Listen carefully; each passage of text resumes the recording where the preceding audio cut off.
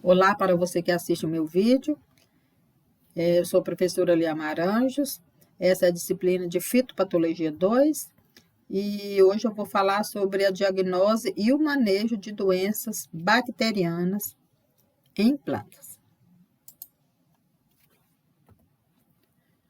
Então, qual que é a importância do controle de doenças de plantas? Então, o controle é o mais importante objetivo da fitopatologia. Então, primeiro nós precisamos conhecer o patógeno para depois poder controlá-lo. Então, sem o controle, as doenças de plantas podem ocasionar epidemias e enormes prejuízos. Então, estima-se que mais de 30% da produção, né, mundial agrícola são perdidos anualmente por problemas fitossanitários.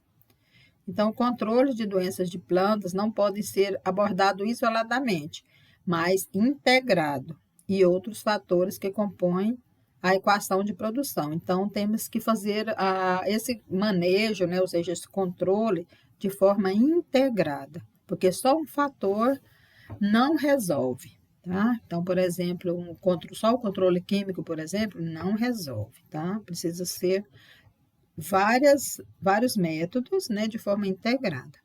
Então, essa combinação de várias medidas que vão desde o plantio até a fase de comercialização é que vai levar o sucesso para o produtor, né? Fazer com que ele consiga colher produtos de qualidade e com alta produtividade. Então, como que é realizada a diagnose em fitobactérias? Então, precisamos fazer uma observação criteriosa dos sintomas. Mas por que criteriosa? Porque o mesmo patógeno pode provocar mais de um sintoma. Tá? Eu vou dar exemplo ali mais à frente de um mesmo gênero que causa sintomas diferentes, tá? De bactéria. Então, os sintomas podem variar de acordo com a resistência da cultivar, né, com o grau de virulência do patógeno e com as condições ambientais. Então, aqui está entrando o triângulo da doença, tá? Para que a doença ocorra, é preciso que tenha uma cultivar suscetível, um patógeno virulento e as condições ambientais favoráveis. Se um desses três tripés se faltar, a doença não ocorre, tá? Precisa ter os três. Se faltar um, por exemplo, se estiver a planta suscetível, o patógeno virulento, mas se não tiver condições ambientais favoráveis, a doença não vai ocorrer. No caso de bactéria, a água, né, o filme de água, é muito importante para que ocorra a doença. Se não tiver, não vai ocorrer a doença, tá? Ela precisa daquele filme de água para que ela consiga penetrar na planta, né, através dos estômatos, ou por vetor, ou via ferimento. Então, quando a gente vai fazer a diagnose em campo, hoje nós já temos disponíveis, né, vários livros, né, o Manual de Fitopatologia, outros livros. Na internet, a gente colocar, por exemplo, doenças da soja, doenças do arroz, vai aparecer, né, vários artigos, vai aparecer site da Embrapa, materiais, né, confiáveis e não confiáveis. A gente tem que saber procurar o correto, tá? Então, a gente tem, né, que buscar essa ajuda da literatura e da internet para se fazer, né, para visualizar os sintomas, para se identificar corretamente aquele patógeno. Isso a nível de gênero. Se quiser avaliar a nível de espécie, precisa trabalhar com laboratório de bacteriologia, tá? Então, essa identificação é feita em etapas. Existe uma etapa de campo, que pode ser identificados em campo ou em laboratório. Então, em campo, precisa realizar a observação dos sintomas, né? Sintomas e sinais, observação do fluxo bacteriano, no caso de bactéria, ela produz esse fluxo bacteriano, e coletar as amostras. Se conseguir identificar no campo, ótimo, senão precisa, né, levar para o laboratório. E em laboratório, o que se faz? Faz o isolamento da bactéria em cultura pura, específica para bactérias, teste de patogenicidade e testes bioquímicos específicos. Então, são vários testes quem trabalha mais com isso é quem trabalha com mestrado, com doutorado, tá? Porque o produtor, em geral, ele já conhece as doenças que atacam aquela cultura e ele sabe quais os agentes causais daquela cultura que ele trabalha, tá? Que ele estuda e descobre quais são as doenças que afetam a cultura que ele trabalha. Então, para se controlar, a gente precisa conhecer, tá? Conhecer o quê? O ciclo de vida do patógeno, todo o ciclo completo, tá? Então, o exemplo aqui, né, nesse slide, eu já mostrei esse slide na outra aula, então, a forma de colonização. Então, se a bactéria coloniza os espaços intercelulares, ela vai causar, né, eu coloquei os principais, tá? Vai causar manchas foliares, né, que é o exemplo de ervínia e de xantomonas. Pode causar podridão mole, que é o caso de pectobactério, carotovoro, por exemplo, que causa podridão mole. E a hipertrofia, que é o gênero do agrobactério, né, agrobactério. Se a bactéria colonizar os tecidos vasculares, né, o xilema ou floema, ela pode causar a murcha, né, vascular, o exemplo é Houston, que é uma bactéria de solo. Pode causar a morte das pontas, que é no caso de Ervínia piscide, que causa a morte dos ponteiros em goiabeira. Essa murcha de Houston é nas solanáceas, então pimentão, tomate, batata. Ou pode ocasionar cancro, tá? Então, cancro é o Clavibacter, a Pseudomonas e a Xanthomonas. Olha aqui, por exemplo, então, a Xanthomonas, se ela penetrar pelos tecidos vasculares, pelos feixes vasculares, ela vai ocasionar cancro. Mas ela também está aqui causando manchas, tá? Se ela estiver colonizando os espaços intercelulares, ela vai causar manchas nas folhas. E nós temos as fastidiosas, que vai causar sintomas diferenciados, tá? E que elas colonizam também os feixes. É o caso de Xylella fastidiosa, né, em citros, que é uma doença quarentenária. O Candidatus liberibacter, que causa o green, nos citros também. E nós temos a Leishmania chili, que causa o raquitismo da soqueira em cana-de-açúcar, tá? Então, esses aqui são transmitidos por... essas duas bactérias de cima são transmitidas por insetos. Então, a importância de conhecer o ciclo, né, da relação patógeno-hospedeiro. Então, como que sobrevive? Como que as bactérias sobrevivem? Então, elas sobrevivem em sementes, em mudas, em restos de cultura, né, em plantas daninhas, no solo, né, na rizosfera, né, na região da raiz. E como que elas são disseminadas? Então, principalmente pela água. Até eu coloquei de amarelo aqui. A água é o principal agente de dispersão das bactérias. Então, por exemplo, como orvalho ou respingos de chuva e de irrigação. E o fator, então, a água e o vento é importante para a transmissão de bactérias, porque se estiver ventando, vai levar aqueles respingos de água para longe, para outras plantas, para a mesma planta e para outras plantas, e ainda vai ocasionar ferimentos nas folhas, né, nos galhos, vai quebrar galho, rasgar folha, arrancar folha. Então, vai ficar uma porta de entrada para as bactérias que vai ser levadas junto daquelas gotas de água para outras plantas. E por agentes diversos também, como sementes, tem bactérias que podem ser transmitidas por sementes, por mudas, né? As mudas de citros, por exemplo, que é feito via enxertia. Então, se estiver contaminado, vai, né, na muda, de um país para outro, de um local distante. Então, a longas distâncias, eles podem ser transmitidos. Então, estacas, por bulbos, tubérculos, por ferramentas, né, pelo homem, por calçados, por implementos, elas podem ser disseminadas. Então, insetos vetores. Então, Xylella fastidiosa, né, que penetra pelo xilema, ela é colocada por 12 espécies de cigarrinha no xilema dos citros. Ou no floema. Então, o Candidatus liberibacter, que é outra bactéria dos citros também, que é o que causa o green, é transmitida por insetos e que coloca elas diretamente no floema. Como que as bactérias penetram? Por ferimentos, né, principalmente ferimentos, ou pelos estômatos, por hidratódios, por vetores, mas nunca diretamente, tá? Precisa ter uma porta de entrada para elas penetrarem. E como que elas colonizam? Tá? Então, colonizam, eu pintei de azulzinho embaixo, os espaços intercelulares e nos feixes vasculares, que eu já mostrei o gráfico do slide anterior. Então, nos estômatos, eles vão penetar pelos estômatos e vão invadir os espaços intercelulares, então, entre as células. Por ferimentos, né? Tinha uma portinha pequenininha aqui, ela conseguiu penetrar e vai colonizar os espaços intercelulares. Ou então ela vai ser colocada por inseto e vai invadir, né? Ou xilema ou floema, tá? Então, a gente vê aqui, nesse aqui, ó, o xilema já está todo colonizado por bactéria, tá?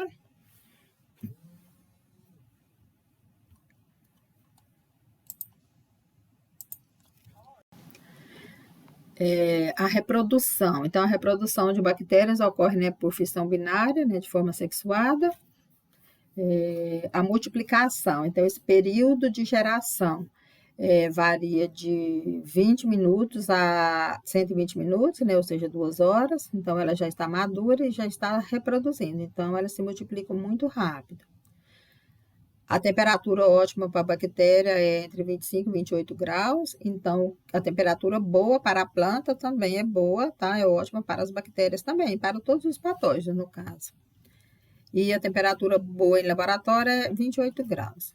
O pH ótimo para as bactérias é 7 graus Celsius, ou pH 7. O oxigênio livre. Então, a maioria das bactérias que causam doenças em plantas, elas são aeróbias. Elas precisam de ar, né, de oxigênio. Mas também existem as anaeróbias facultativas, que é o gênero Erwinia, Pantoia e Bacillus.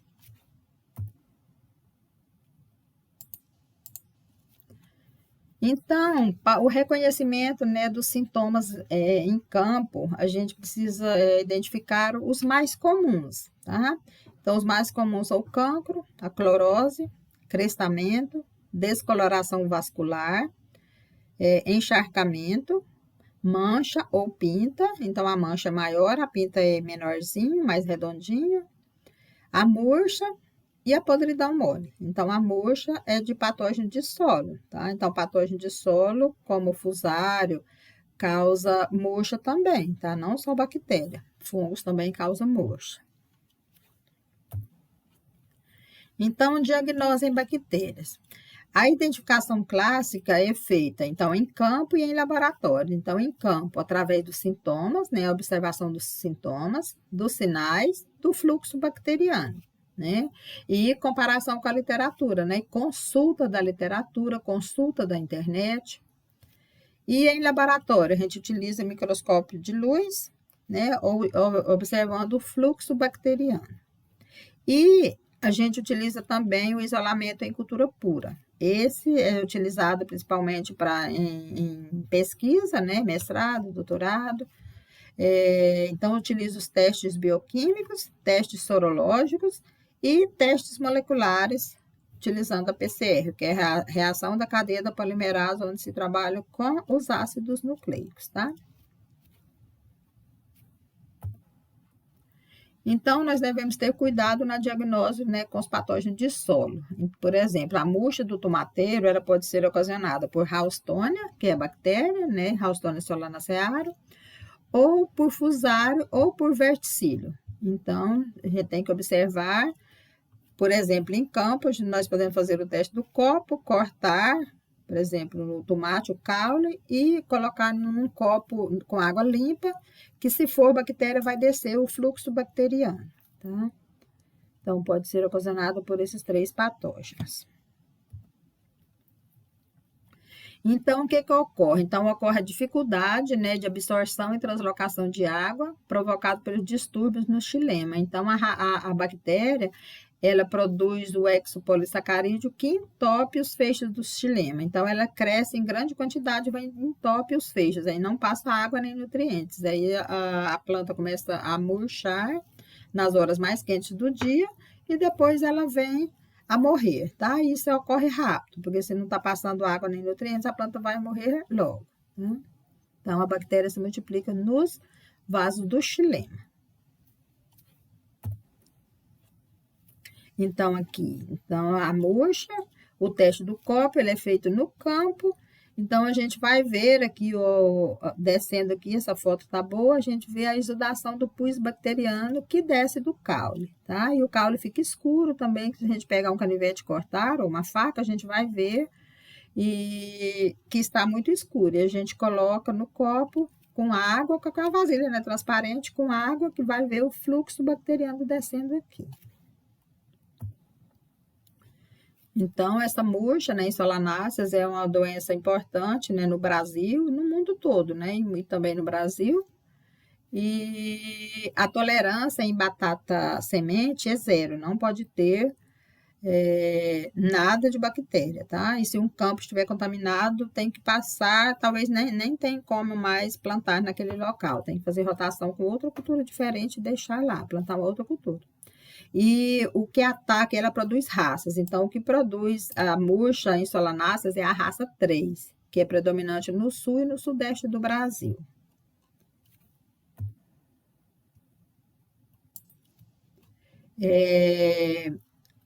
Agora eu vou falar de xantomonas. Então, nós temos xantomonas colonizando os espaços intercelulares, ela vai causar os sintomas de manchas, tá? Então, nós temos xantomonas campestres, Patovar passiflora, que vai causar as manchas em maracujá. Aqui em manga, xantomona campestre. Aqui, essa outra foto é xantomonas achanopodis, Patovar vesicatória, que é a mancha bacteriana em feijão, tá vendo? As manchas em feijão. E mancha angular ou crestamento, Xanthomonas achanopodis, Patovar malvaceário, que causa a mancha em algodão, tá? E tem outras culturas também, eu peguei essas 4 aqui, então maracujá, manga, feijão e algodão, tá?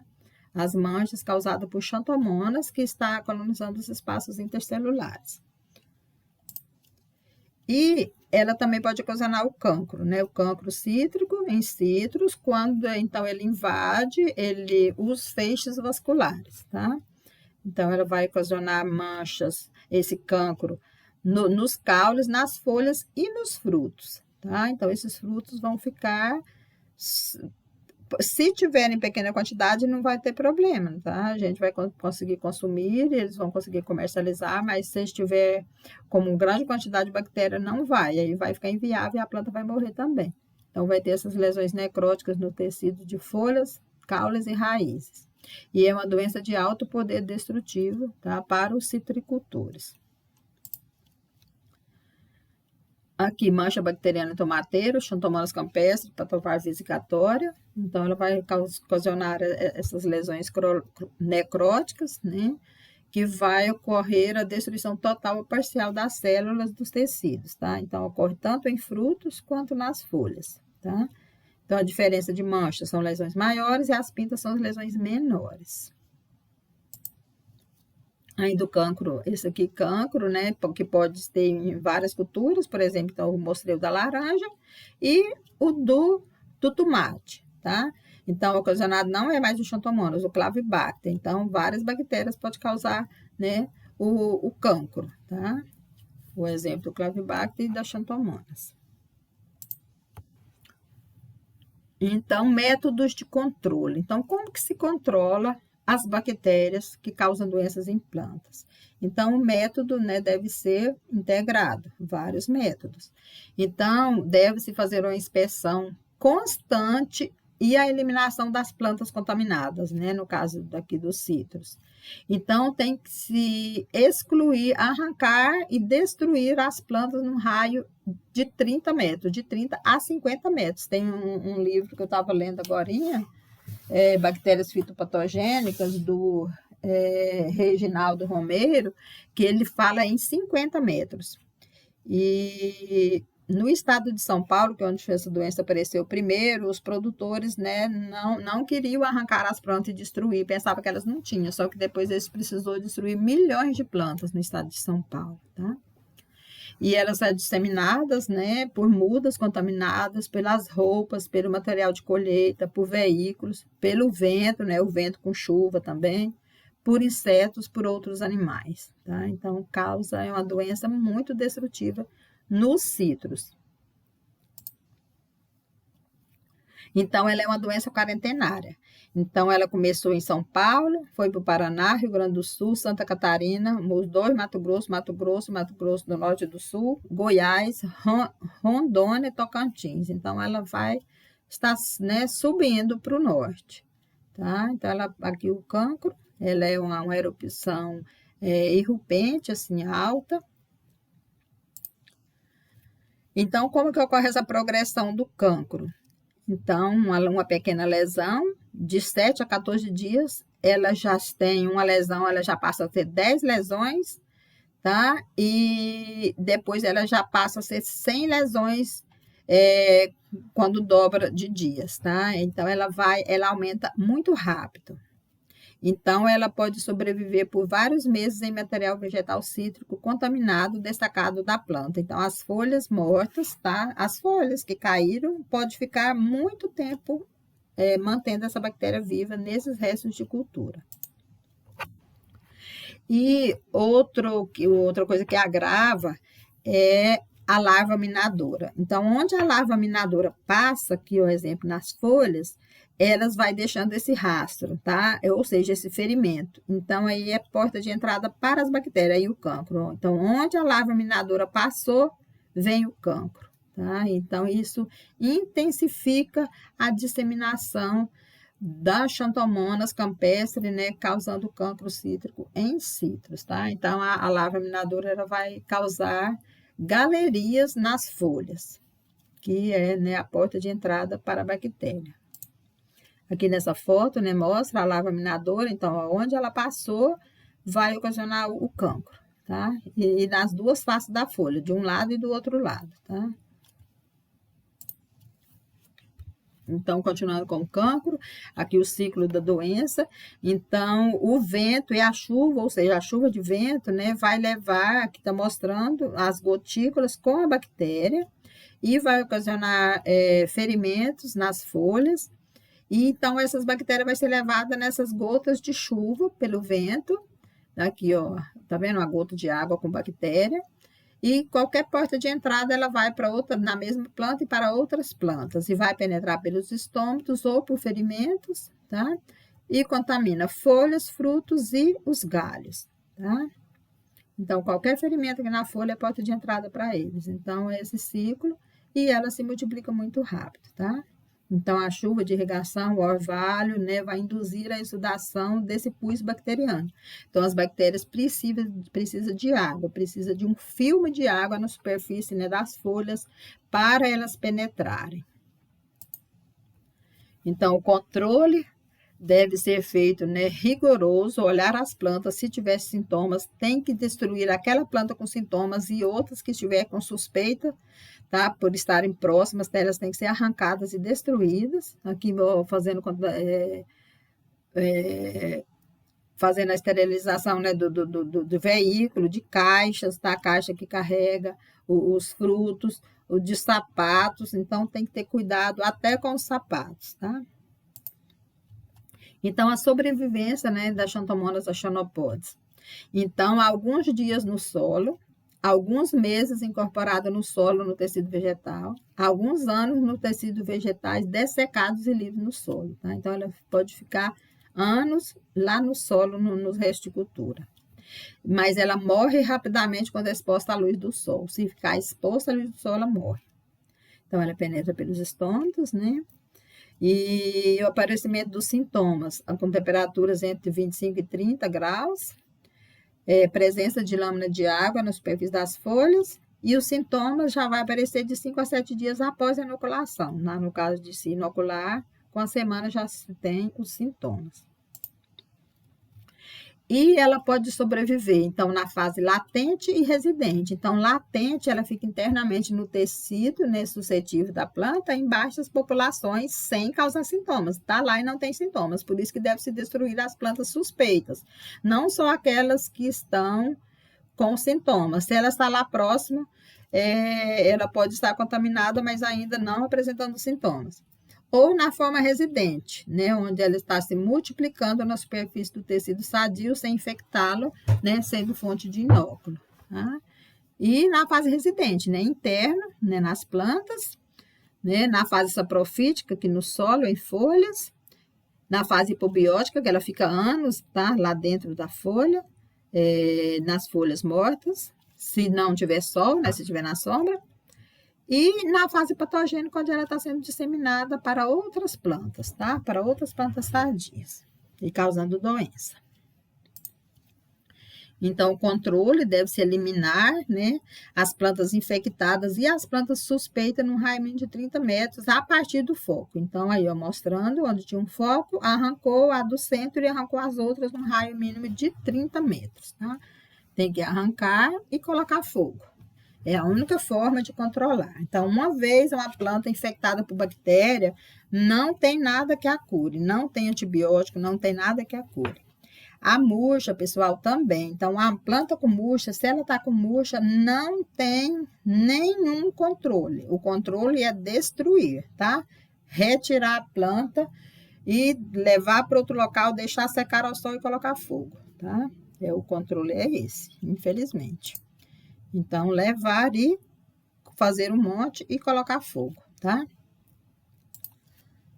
Então, exemplo aqui, que eu já até mostrei, esse aqui para vocês, do Pectobacterium carotovoro, que produz as enzimas pectolíticas. Então, é a antiga Erwinia carotovoro, que produz as enzimas pectolíticas, que degradam a lamela média das brássicas, tá? Couve, repolho, couve-flor, todas essas aí, eles causam doença.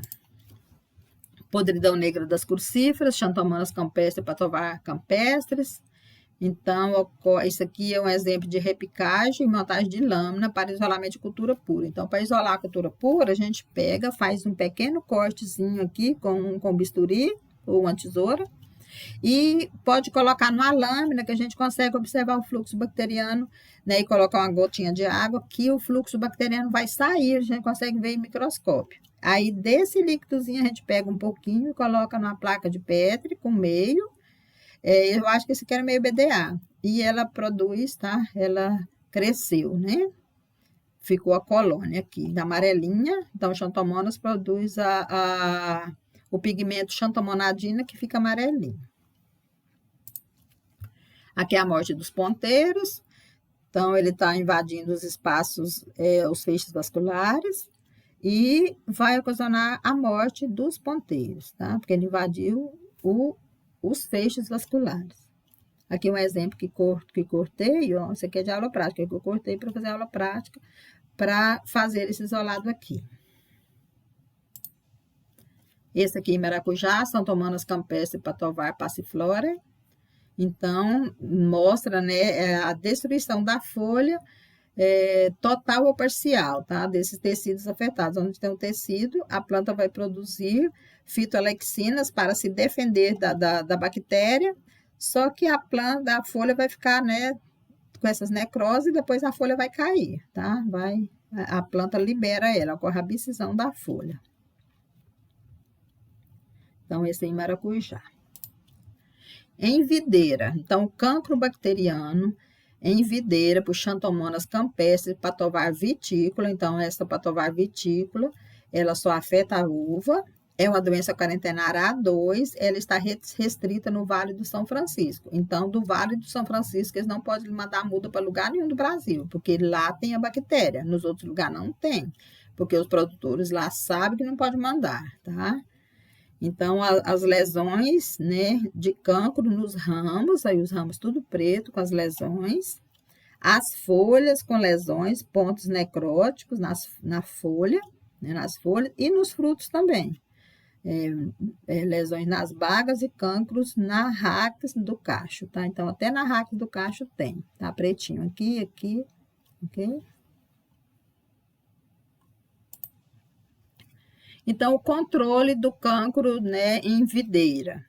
Então, utilizar mudas e material vegetativo sadio, mudas do Vale do São Francisco, tá? Se tiver um amigo lá, fala, me dá uma muda. Não traga, porque vai trazer a bactéria junto. Eliminar todos os ramos infectados, tá? Eles começam eliminando. Se tiver muitos ramos, vão destruir a planta toda, né? Retirar e colocar fogo. Desinfestação das ferramentas após o uso em plantas doentes.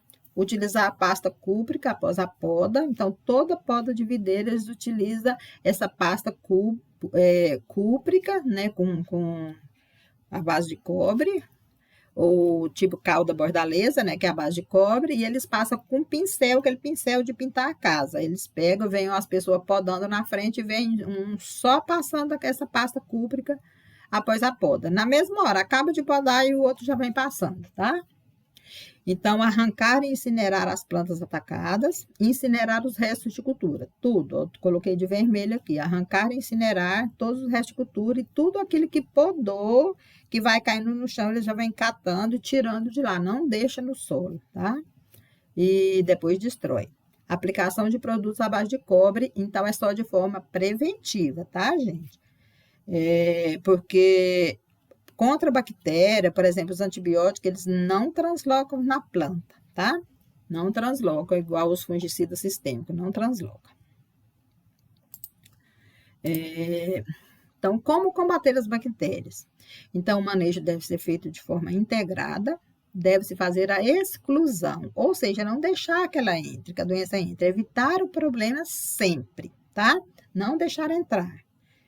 Então, não plantar sementes sadias, mudas sadias, para que não venha ter doença ali para aquele produtor. E a erradicação é destruir. Se tem a doença, vai arrancar a planta e vai colocar fogo, vai tirar de lá, vai destruir os restos culturais.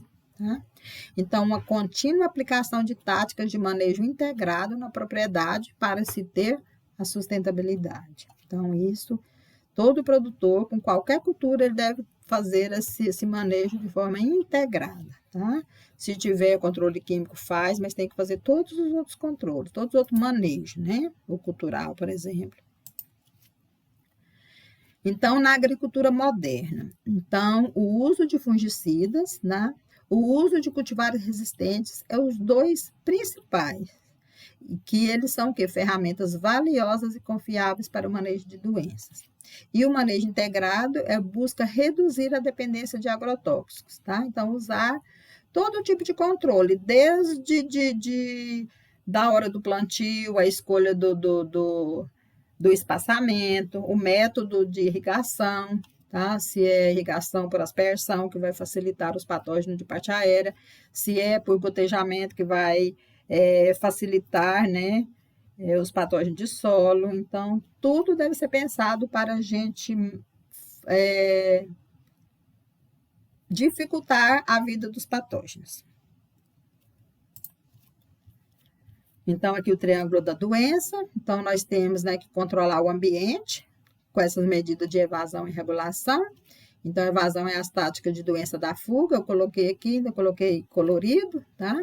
Aqui é o que o homem pode, né, mudar o ambiente para dificultar, né, os sintomas, dificultar a penetração dos patógenos. A regulação é alterar o ambiente visando desfavorecer a doença, por exemplo, não plantar em local muito úmido, verificar qual tipo correto de irrigação. E o patógeno, nós vamos trabalhar com a evasão, a exclusão e a erradicação, tá? Então, a evasão é as táticas de fuga da doença, com todas as táticas que se possa fugir da doença, né? Desde a escolha das sementes sadias, mudas sadias, tá? Os tratos culturais corretos, adubação correta, calagem correta, para que favoreça a planta e desfavoreça o patógeno. E a exclusão, o que é a exclusão? É evitar a entrada do patógeno em área livre do mesmo, tá? Não deixa ele entrar. E se ele entrou, vem com a erradicação, que é eliminar o patógeno, tá? Exclusão é não deixar ele entrar aqui. E se entrou, erradicar, ou seja, destruir, arrancar as plantas doentes e colocar fogo, no caso, por exemplo, do cancro cítrico e de todas as doenças, né, bacterianas. Em hortaliças, por exemplo, a gente tem que arrancar e destruir todos os restos culturais. E em relação ao hospedeiro, que eu pintei de verdinho, né, aqui e aqui, então, proteção. Então, tem forma de proteger o hospedeiro contra, do contato direto com o patógeno, tá? E a imunização. Imunização é promover a resistência da planta. Então, por exemplo, tem citros que ele é pré-imunizado com estirpe atenuada de vírus, tá? A gente tem isso, né, em planta também, a espécie da vacina. Então, isso é uma imunização, tá? E a terapia é recuperar a planta doente, ok? Então, medidas de controle de bactérias. Então, nós temos os antibióticos, que eles não são absorvíveis nem translocáveis na planta. Então, eles são lavados por chuvas, ele contamina o meio ambiente e prejudica a harmonia do ecossistema. Tá? Então, desenvolveram antibiótico, mas aí descobriram que eles não translocam na planta. Os fungicidas cúpricos, por exemplo, o mancozeb, ele é muito bom, mas ele só atua de forma preventiva, ou seja, para aquelas bactérias que ainda não penetrou na planta, para aquelas que estão só na folha, tá? Aí ele controla, ele elimina elas. Então, os fungicidas cúpricos oferecem alguma proteção para bacterioses no filoplano, ou seja, na superfície das folhas. Tratamento de semente, né, para bactérias. Então, não desenvolver os produtos químicos eficientes contra as infecções bacterianas, tá? Não tem. Tem para fungo, mas para bactéria não. E para as murchas. Então, depois que uma planta é infectada por uma bactéria, não há mais como curá-la. A solução é erradicar as plantas doentes ou a cultura. Então, as práticas culturais, então, vai desde a escolha, né, da área do plantio, escolha correta, verificar o histórico da área, se não teve uma cultura, tá, com alguma doença, com alguma bactéria ou fungo ou nematóide que vai afetar aquela cultura que vai ser plantada. Plantio de sementes e mudas de boa qualidade, desinfecção ou desinfestação de sementes. Então, a gente pode desinfectar, né, ou desinfestar com termoterapia, né, água quente, calor, seco ou úmido, dependendo do tipo de semente. O tratamento químico com hipoclorito de sódio ou de cálcio. Então, o antibiótico ele vai eliminar apenas as bactérias externas, tá? A ação fitotóxica, ele não vai translocar dentro da semente, tá? E nem na planta. Só na parte externa. A fermentação, é utilizado o processo de fermentação em sementes de tomate, quando está se extraindo as sementes, né? Contra o cancro bacteriano provocado por Clavibacter michiganensis. Então, deve ser feita rotação de culturas, né? Para qualquer patógeno, plantio de cultivares resistentes, preparo de solo e adubação, né? Correta. A sanitação, então, eliminar as plantas doentes e os restos culturais. A desinfestação de máquinas, de implemento, de caixas. E o manejo da água é importante. Então, irrigação por aspersão favorece doenças da parte aérea. Irrigação por suco favorece as doenças de solo. E o controle químico, né, com usar produtos à base de cobre, que vai funcionar só de forma preventiva, tá? A sobrevivência das bactérias, está aqui com os textos, eu vou fazer um slide para vocês estudarem, gravar em PDF, mandar para vocês. Ela sobrevive de forma patogênica, infectando e colonizando os tecidos, de forma latente, que ela vai ficar internamente nos tecidos suscetíveis, em baixas populações e não tem sintomas. Na fase residente, as bactérias se multiplicam, né, na superfície da planta sadia sem infectá-la. E a fase saprofítica, elas crescem e se multiplicam na ausência do hospedeiro, ou seja, nos restos culturais, tá? Fase saprofítica em restos de cultura. E na fase hipobiótica, são os mecanismos de sobrevivência por longos períodos em hipobiose. Então, a sobrevivência é eficiente para a próxima estação de plantio, tá? Então, ela sobrevive, né, se tiver à sombra, porque se tiver no sol elas vão morrer, mas se tiver na sombra ou às vezes no solo, ela fica nesse processo eficiente de sobrevivência em hipobiose. Então, exemplo da clorose variegata do citro, Xylella fastidiosa, que é transmitido, né, por 12 espécies de cigarrinha, então causa os sintomas na planta toda, né, nas folhas. Nos frutos, os frutos ficam pequenos, ficam secos, sem caldo. Então, deve-se pulverizar, mas vai pulverizar, né, os fungicidas cúpricos, que só vai controlar as doenças, né, as bactérias que estão nas folhas, mas interno ele não transloca, tá? Se a planta estiver infectada, tem que arrancar e colocar fogo. O raquitismo da soqueira, que eu já mostrei para vocês, é a principal doença da cana-de-açúcar. Então, ela foi descrita pela primeira vez na Austrália, em 1944. E em 1989, ela estava em 61 países produtores de cana.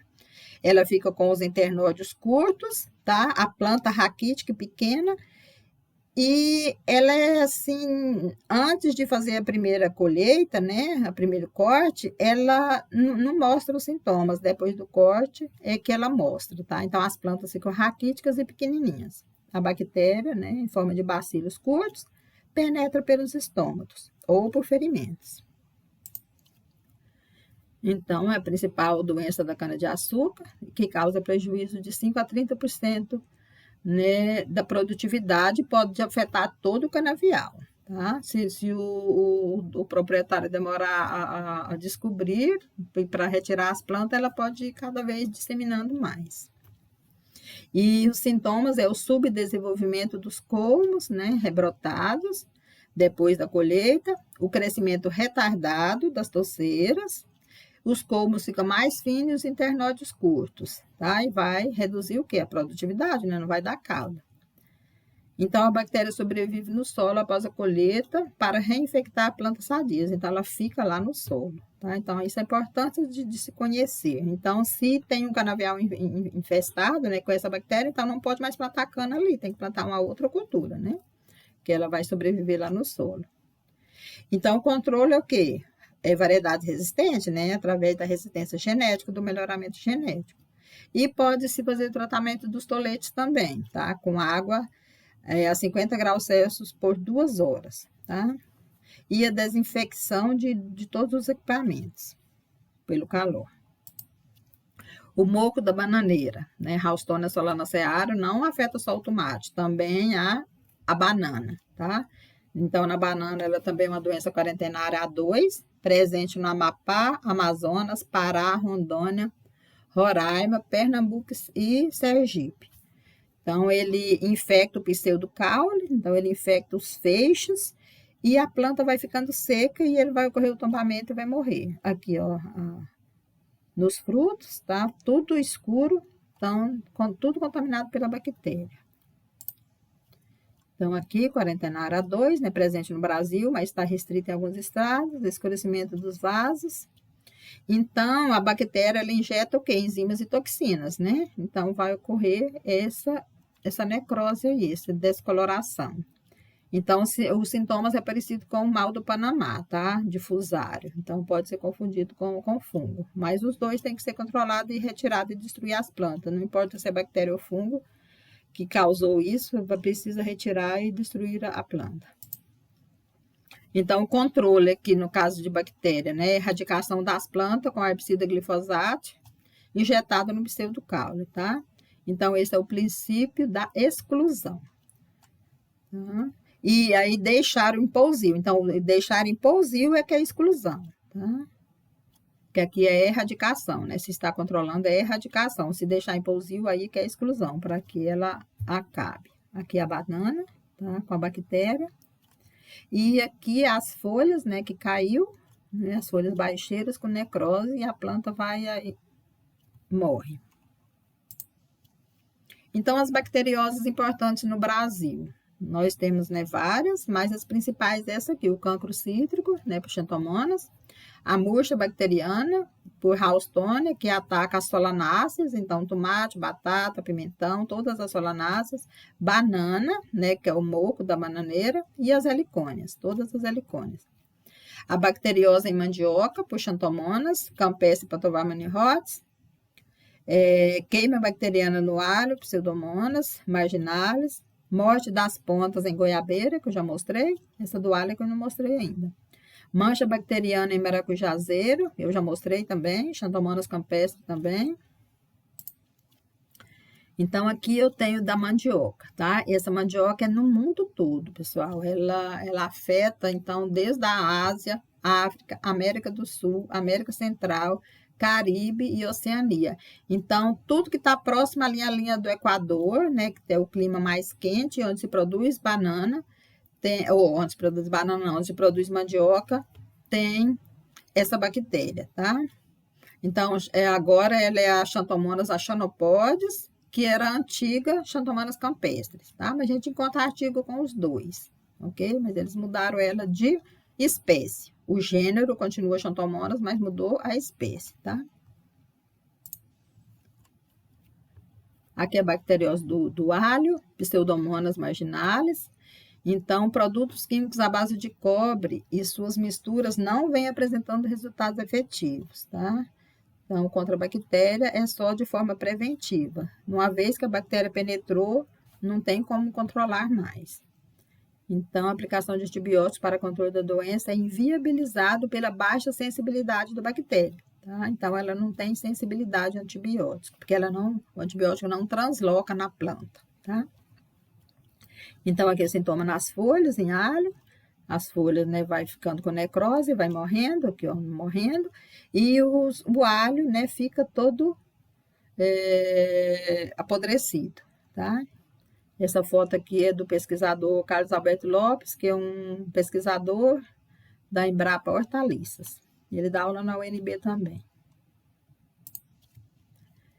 Diagnose em laboratório. Então, em laboratório, mas é para pesquisa, tá? Então, pesquisa, para quem está trabalhando com mestrado, doutorado. Então, a diagnose é definitiva e requer o quê para trabalhar? Então, observação do fluxo bacteriano microscópico, isolamento de bactéria em cultura pura, que tem vários tipos de meio de cultura para bactéria, testes de patogenicidade, testes bioquímicos específicos, e vai precisar o quê? De um laboratório só para a bactéria, tá? Com infraestrutura de laboratório especializado, tá? Com meios de culturas apropriados, com microscópios, câmaras de crescimento com temperatura controlada, casa de vegetação, porque precisa inocular, né? Precisa manter essas bactérias. Então, precisa ter laboratório específico só para a bactéria. Os que eu conheço é tudo da UNB, que tem o laboratório só de fungos, laboratório de bactérias e de nematóide, e os de virologia, tá?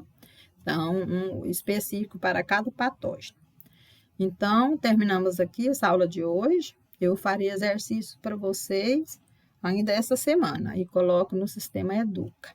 Uma boa tarde a todos, bons estudos.